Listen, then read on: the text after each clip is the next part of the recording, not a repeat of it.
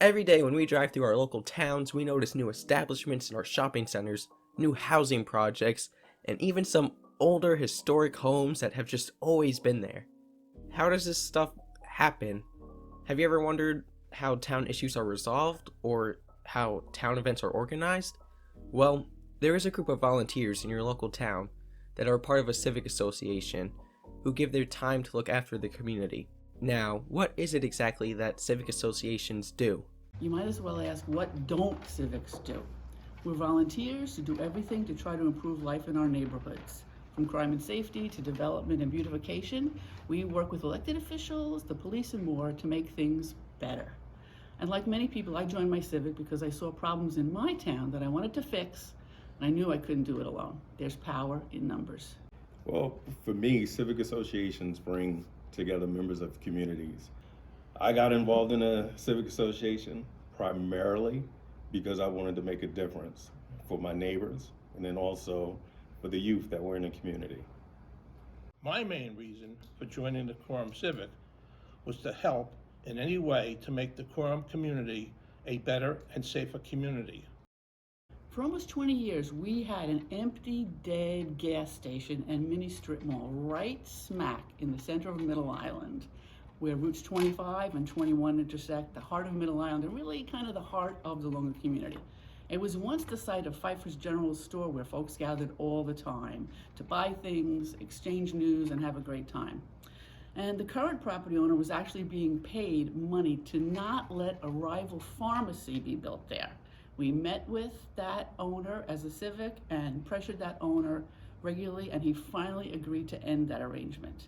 The 7-Eleven and gas station that's there now is a direct result of that pressure and our ongoing comments on the plans that they developed as they went through several years of approvals from the town. The new Taco Bell, located on Route 25, right in the Quorum Plaza, was completed and opened last year.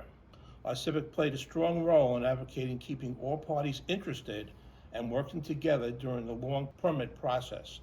We also played an important role facilitating discussions regarding antiquated town building and landscaping design requirements. Well, one of the things that we did was there was an issue with the energy supply that was coming into our community. We had Superstorm Sandy, which actually knocked out power for 4 days in our community. Nothing moved, no snow, no electricity, nothing. So one of the things that we did was we pushed to make sure that we had a substation built in our community and where we educated everyone as to why we needed the substation and did the education as far as the reasons and pulled together the resources with other individuals. Now, a substation, which was listed as one of the worst ones in New York, is actually now one of the best ones in New York. And that's because of the Civic Association and the community coming together to make things better. Big battles. One that we won, we actually called Stop the Mulch Mare. This was an illegal composting facility that exploded into existence on 11 acres of farmland after Superstorm Sandy. There was 25-foot-high piles of trees, leaves, grass, left rotting in the sun. It smelled awful, it was polluting the air, and it caught on fire twice. The operators claimed that they were farmers, but they were profiteers. We got the town to take them to court, we generated a lot of publicity, and eventually we got the case settled so the homeowners around the mulch mare could open their windows and use their yards again. The one thing that's going on very heavy in our community right now is the Suffolk County Transit bus stop on Mill Road adjacent to the Home Depot located in Quorum. It has for many years been plagued with a population of vagrants, drug dealers, drug users, prostitutes, thieves, vandals, and some people that have some mental issues. The result over time has driven customers away from the Quorum Plaza Shopping Center and has driven tenants to close their storefronts. The Quorum Civic, along with our neighboring civics with similar challenges, has worked directly with the leadership of Suffolk County law enforcement, Suffolk County and law enforcement, and the Brookhaven town.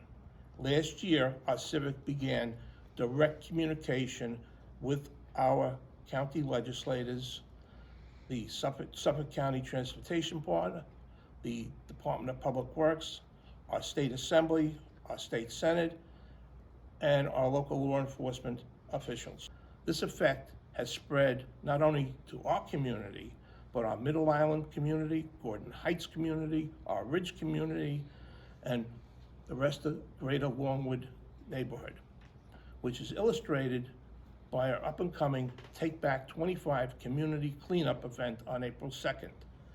This is not yet considered a total win, but the wind has turned and it's a winning mode.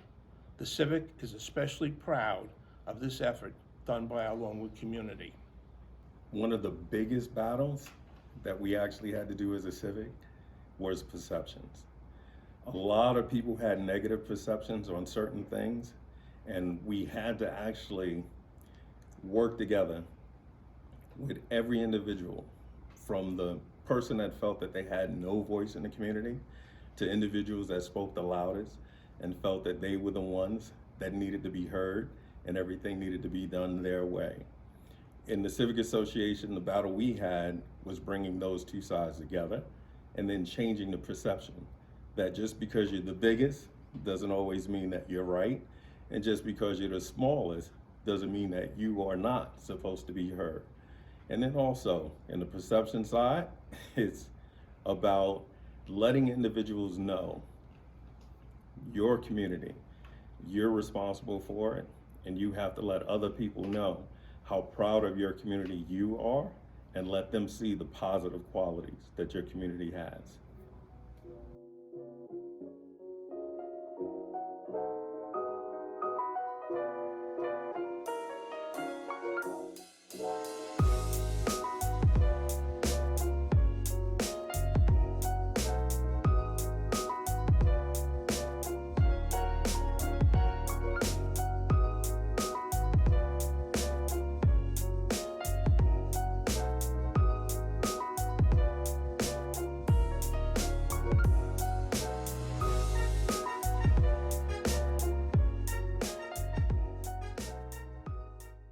Is it true civics are just for the old? It's true that older people tend to be members of civics, and that's because they may have more time after their children are grown. But it's not meant to be an exclusive club. We need younger people, your voices and your ideas. You may have completely different ways of looking at things and better solutions to problems, especially in how to go about solving them through technology. I may be in favor of a senior housing facility being built someplace, but you might want a ziplining course there. Knowing what you students want to see in your hometowns will really help all of us in the future. Civic membership is actually open to every member of our community, which includes community seniors, parents, teachers, business owners, along with students and graduates. A civic is made up of a diverse membership.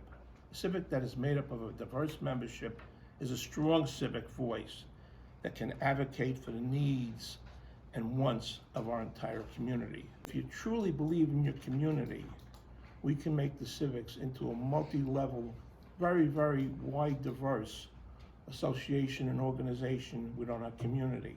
Well, civic associations are not for old people.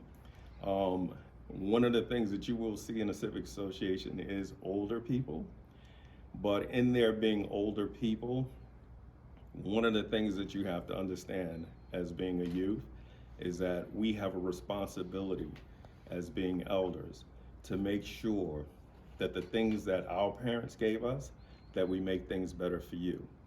And in doing that, you will see a lot of older people pushing to make things better, to provide you with opportunities that you may not think were available to you. And then also the responsibility of the youth. We bring, as elders, the baton to a certain place. Your responsibility as youth is to take advantage of the opportunities that we try and provide. And then too, we can't do things for you and provide things for you that we don't know. It's your decision on how your future is supposed to be shaped. And that's our responsibility as elders. The civic organizations are the way that the schools can reach out into the community. A lot of the time, school districts spend a lot of time trying to bring the community in and helping the community attach to the school district. But without the civic organizations, we wouldn't be able to go and connect outside of the school district into the community in the ways that we do. We've come together on plenty of projects in the past, even when I wasn't in this role. Just as an example, I can remember when the heroin epidemic first hit us. The civic organizations were the first groups to come and partner with us. We had a community forum with the police department, every civic, churches at our middle school. And it's almost at this point, I think the established relationship in Longwood is when you call, they're waiting for the call already. They know you're going to call, they're going to show up, they're ready to put all their hands in and see everything that they could possibly do to help the community and help the schools. And ultimately, any problem that exists in the community affects our students and therefore is a problem for the school district as well. So that partnership is just tremendous. And all of you should join because, like everyone said before me, your perspective is a perspective that will be helpful to the community, helpful to your individual community and the greater Longwood community. And you might have a lens and a vision to solve a problem that other people might not see that are of a different generation than you. And you might see a problem differently because you're younger, you're in the school, you're seeing different parts of the community, and that's going to be helpful and only make your civic organization and the school district stronger.